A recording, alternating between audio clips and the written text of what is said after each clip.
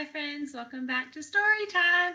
So we are about to start chapter 4 of Flat Stanley. So the last time we left Stanley, he and Arthur had a disagreement. So Stanley was upset with Arthur because Arthur left him stuck in a tree while he went and spent time with his friends.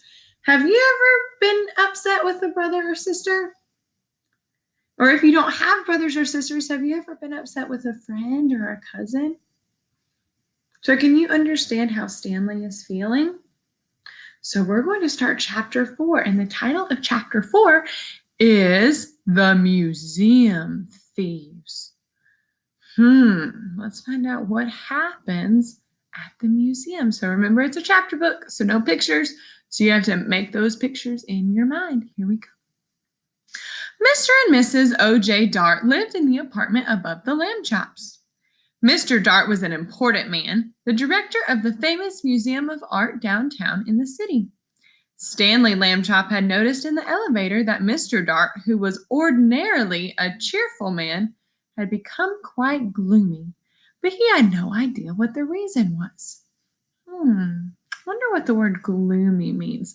Let me go back and read that sentence again and see if we can find some clues.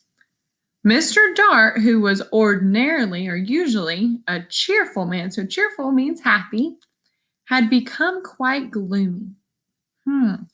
So I think that gloomy means the opposite of cheerful. I think it's an antonym or opposite. That means gloomy must mean that he's feeling pretty sad, pretty blue. And then at breakfast one morning, he heard Mr. and Mrs. Lambchop talking about Mr. Dart. I see, said Mr. Lambchop, reading the paper over his coffee cup, that still another painting has been stolen from the famous museum. It says here that Mr. O.J. Dart, the director, is at his wit's end. Oh dear, are the police no help? Mrs. Lambchop says. Well, it seems they can't figure it out, said Mr. Lambchop. Listen to what the chief of police told the newspaper. We suspect sneaky thieves. These are the worst kind. They work by sneakery, which makes them very difficult to catch. However, my men and I will keep trying. Meanwhile, I hope people will buy tickets for the policeman's ball and not park their cars where signs say don't. The next morning, Stanley Lambchop heard Mr. Dart talking to his wife in the elevator. So remember, Mr. Dart, he owns the museum. These sneak thieves work at night, Mr. Dart said. It is very hard for our guards to stay awake when they've been on duty all day, and the famous museum is so big we cannot guard every picture at the same time. I fear it is hopeless, hopeless, hopeless. Suddenly, as if an electric light bulb had lit up in the air over his head, giving out little shooting lines of excitement, Stanley Lambchop had an idea.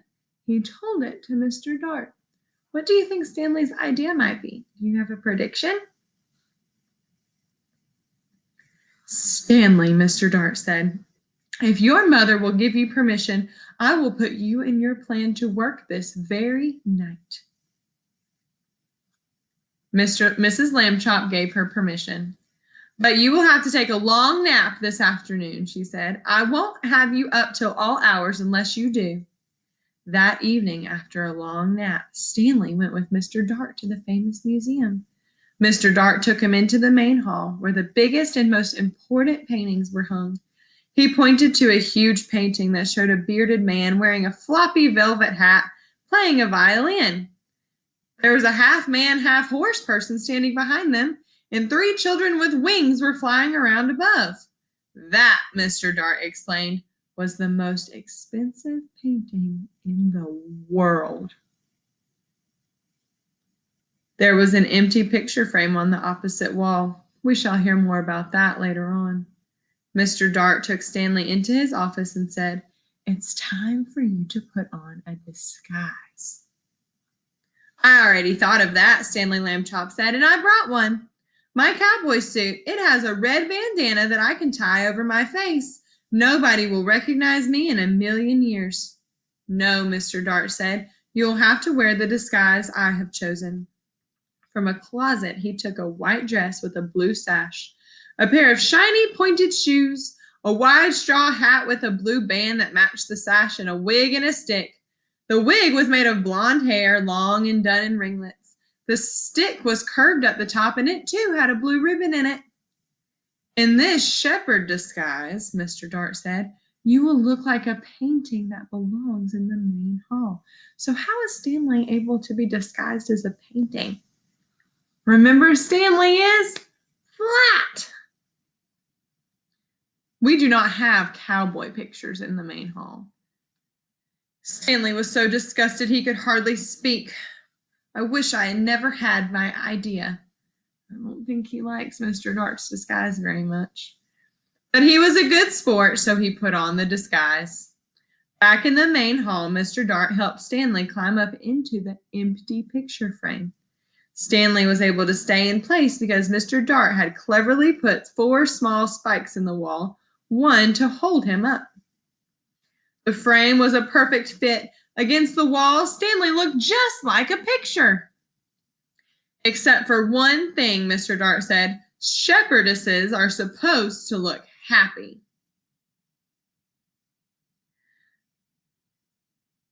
They smile at their sheep and at the sky. You look fierce, not happy, Stanley. Stanley tried hard to get a faraway look in his eyes and even to smile a little bit. Mr. Dart stood back a few feet and stared at him for a moment. Well, he said, it may not be art, but it's okay. He went off to make sure that certain other parts of Stanley's plan were taken care of, and Stanley was left alone. It was very dark in the main hall. A little bit of moonlight came in through the windows, and Stanley could just make out the world's most expensive painting on the opposite wall. He felt as though the bearded man with the violin and the lady on the couch and the half-horse person and the winged children were all waiting, as he was, for something to happen. So how is Stanley's plan going to help Mr. Dart in the museum? Tell a grown-up or tell the screen. Time passed and he got tireder and tireder. Anyone would be tired this late at night, especially if he had to stand in a picture frame balancing on these little spikes. Maybe they won't come, Stanley thought. Maybe the sneaky thieves won't come at all. The moon went behind a cloud, and then the main hall was pitch dark. It seemed to get quieter, too, with the darkness. There was absolutely no sound at all. Stanley felt the hair on the back of his neck prickle beneath the golden curls of the wig. Creak! The creaking sound came from right out in the middle of the main hall, and even as he heard it, Stanley saw, in the same place, a tiny yellow glow of light. The creaking came again, and the glow got bigger. A trap door had opened in the floor, and 2 men came up through it into the hall. Stanley understood everything all at once. These must be the sneaky thieves. They had a secret trapdoor entrance into the museum from outside. That was why they'd never been caught. And now, tonight, they were back to steal the most expensive painting in the world.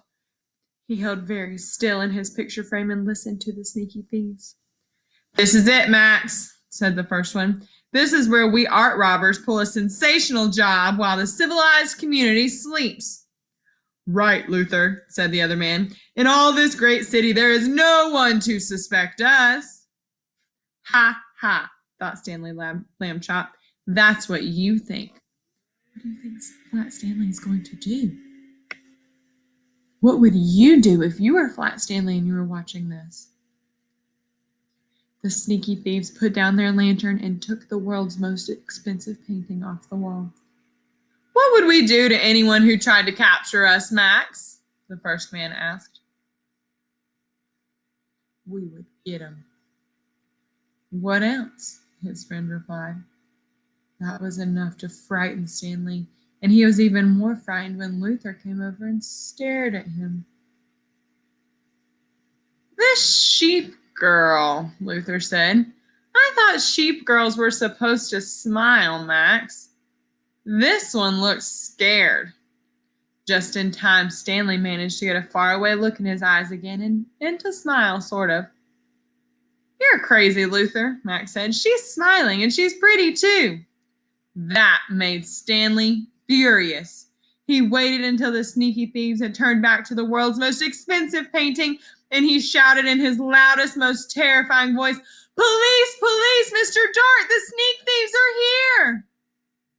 The sneak thieves looked at each other. Max, said the first one very quietly, I think I heard the sheep girl yell. I think I did too, said Max in a quivery voice. Oh boy, yelling pictures, we both need a rest.